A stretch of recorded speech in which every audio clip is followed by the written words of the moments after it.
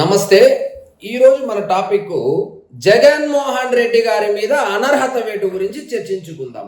మీకు ఈ వీడియో నచ్చినట్లయితే లైక్ చేయండి, షేర్ చేయండి, ఛానల్ మాత్రం సబ్స్క్రైబ్ చేసుకోవడం మర్చిపోవద్దు. ఇక వివరాల్లోకి వెళ్తే, నిన్న జగన్మోహన్ రెడ్డి గారు ప్రెస్ మీట్ పెట్టి 4 నెలల వయసున్న కూటమి ప్రభుత్వం మీద, ఇంకా 4 సంవత్సరాల 4 నెలలు ఆయుష్ ఉన్నటువంటి కూటమి ప్రభుత్వం మీద కేవలం 4 నెలలకు ప్రకటించినటువంటి బడ్జెట్ ఏదైతే ఉందో దాన్ని ప్రస్తావిస్తూ మేనిఫెస్టోలో సూపర్ 6కి ఇచ్చినటువంటి హామీలను నెరవేర్చడానికి కావలసినటువంటి నిధులను సమకూర్చలేదని చంద్రబాబు నాయుడు జనాలను చీట్ చేసి ఓట్లు సంపాదించాడని, ఆయన మీద చీటింగ్ కేసు ఎందుకు పెట్టకూడదు అని చెప్పుకొచ్చాడు. కరెక్టే. 4 సంవత్సరాల 4 నెలలు ఇంకా ఉండగా ఇప్పుడే అన్ని హామీలు నెరవేర్చలేదని చంద్రబాబు నాయుడు గారి మీద 420 కేసు పెట్టవలసి వస్తే, సంపూర్ణంగా 5 సంవత్సరాలు పరిపాలించి మేనిఫెస్టో అంటే భగవద్గీత అని, మేనిఫెస్టో అంటే ఖురాన్ అని, మేనిఫెస్టో అంటే ఒక బైబిల్ అని జనాల్ని నమ్మించి మోసం చేసి తూతూ మంత్రంగా బటన్లు నొక్కి ఆ అన్ని స్కీముల్లో కూడా మీ క్యాడర్ పేర్లే రాసుకొని వాళ్ళకే స్కీముల రూపంలో డబ్బులు పంచుకుంటూ జనాల్ని మోసం చేసి, అందులో ముఖ్యంగా మద్యపాన నిషేధము, జాబ్ క్యాలెండరు ఇలాంటి వాటిని పక్కదో పట్టించి మేనిఫెస్టోని 99.9% నేను అమలు చేసేసాను, 0.1% మాత్రమే అమలు చేయాలి అని చెప్పి జనాల్ని నమ్మించి, నమ్ముతారని భావించి ఎన్నికలకు వెళ్ళినటువంటి నీ మీద ఏం కేసు పెట్టాలా? నువ్వే చెప్పు. నీకు కేసుల మీద, భారతదేశ న్యాయశాస్త్రం మీద పట్టున్నవాడివి, 32 కేసులు ఉన్నవాడివి. నువ్వే చెప్పు. మళ్ళా నీ మీద ఏం కేసు పెట్టాలి? మేనిఫెస్టోని కరెక్ట్గా ఇంప్లిమెంట్ చేయకపోతే చీటింగ్ కేసు పెట్టవలసి వస్తే దేశంలో మొట్టమొదటి బొక్కలో వేయాల్సింది జగన్మోహన్ రెడ్డిని. అలాంటిది 4 నెలలు కూడా కాలేదు, ప్రవేశపెట్టింది 4 నెలల బడ్జెట్, దాంట్లో ఫండ్ అలొకేషన్ అంతా జరగలేదని మోసం చేశారు, దగా చేశారని చెప్పుకొచ్చాడు. ఇంకా ఏమంటాడంటే, అనర్హత వేటు వేస్తారా, నేను రెడీ అంట. నువ్వు రాజకీయాల్లో అనర్హుడు అని 151 సీట్లు ఉన్నటువంటి పార్టీకి 11 సీట్లు ఇచ్చారు. ఆల్రెడీ వేటు వేయవలసిన పని లేదు. ఆల్రెడీ నీకు ఓటరు గత ఎన్నికల్లోనే ఓటు రూపంలో అనర్హత వేటు వేసేశారు. కానీ నీకున్నటువంటి అధికార దాహంలో తెలియడం లేదు, అంతే. ఇప్పుడు కొత్తగా నీకేం అనర్హత వేటు వేయవలసిన పని లేదు, స్పీకర్ వేయవలసిన పని అంతకన్నా లేదు. ఆల్రెడీ ఆంధ్రప్రదేశ్ ఓటర్లే నీకు 2024 ఎన్నికల్లో రాజకీయాల నుంచి అనర్హత ఓటు వేసేశారు. ఇంకా ఏమంటావు? సీఎం చంద్రబాబుపై 420 కేసు ఎందుకు పెట్టరని నేనే సోషల్ మీడియాలో పోస్ట్ పెడతానని చెప్తున్నాడు. ఇంకా ఆ పని చేయి, సోషల్ మీడియాలో పోస్టులు పెట్టుకో, ఏం లేదు. ఇంకా ఇంకొక పని చేయి, ట్విట్టర్లో ట్వీట్ పెడతానంటాను కదా, అట్లా రాత్రిపూట వచ్చినట్టు స్పేసులు నడుస్తుంది, బ్రహ్మాండంగా ఫ్యాన్ వార్లు చేసుకోవచ్చు. Nandamuri versus mega family, Nandamuri versus ఇంకొక మహేష్ బాబు, ప్రభాసు, ఇట్లా రకరకాల ఫ్యాన్ వార్లు జరుగుతాయి. వస్తే మంచి టైం పాస్ కూడా ఉంటుంది జగన్ అన్న. నిజంగా believe me, you will have more fun. ఇంకేమంటావు? మా పార్టీ వాళ్ళమందరము పెడతామంట.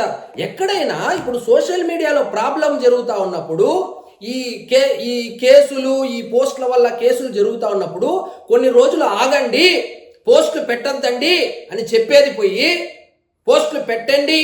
నీదేం పోయింది? నువ్వు చెప్తావు, వాళ్ళు పెడతారు, పోలీసు వాళ్ళు ఎత్తుకుని బొక్కలో వేస్తారు. రెచ్చగొట్టే చర్యలు చేస్తారు. ఎందరిని అరెస్టు చేస్తారో చూస్తా, నాతోనే మొదలు పెట్టాడు. నీతో నువ్వేం పోస్టులు పెడితే నిన్ను అరెస్ట్ చేయరు. నీకు టైం వస్తే నీ మీద 32 కేసులు ఉన్నాయి, ఇంకా 30 కేసులు రెడీగా ఉన్నాయి. నీకు టైం వచ్చినప్పుడు నువ్వు సోషల్ మీడియాలో పెట్టే పోస్టులు కాదు, నువ్వు చేసినటువంటి అవినీతి పరిపాలనకో, లేదా ఆల్రెడీ నాన్నగారి అధికారాన్ని అడ్డం పెట్టుకొని చేసినటువంటి 32 కేసులు ఉన్నాయి కదా, వాటిలో ఏదో ఒక దాంట్లో ఖచ్చితంగా అరెస్టు చేస్తారు.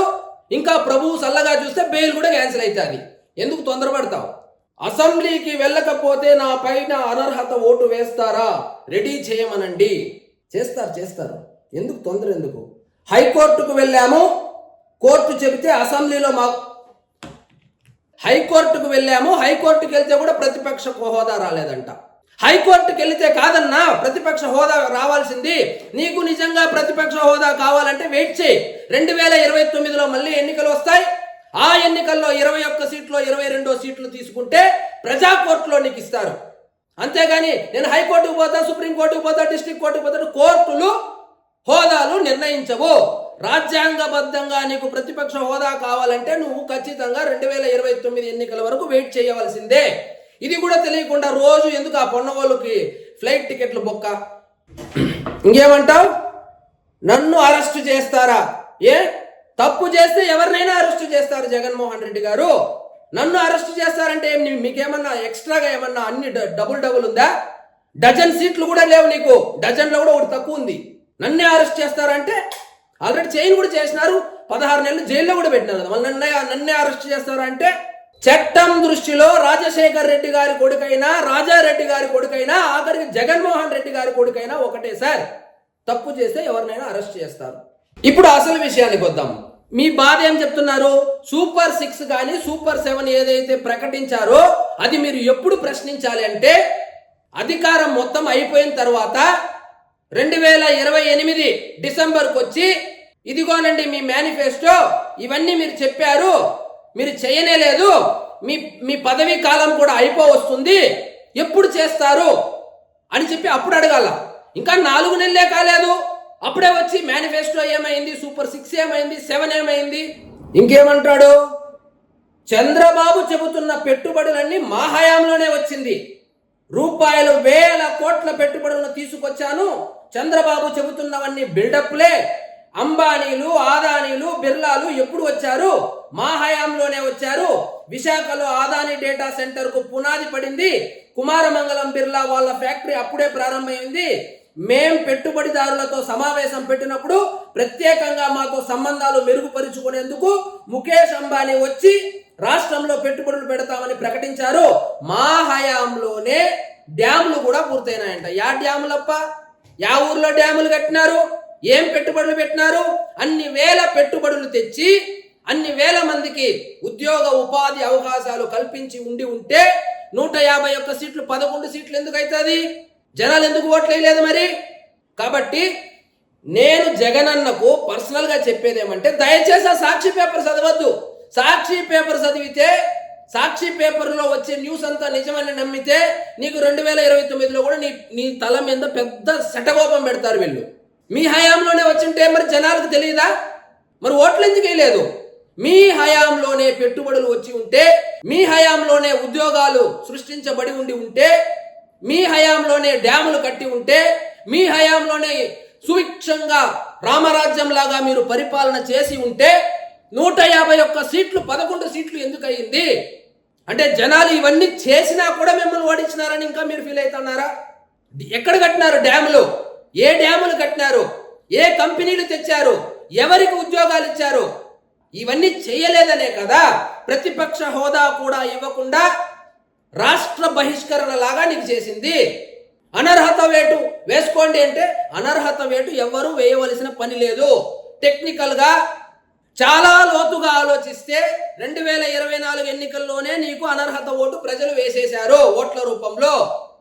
దాని ఫలితమే ప్రతిపక్ష హోదా కూడా కోల్పోవడము.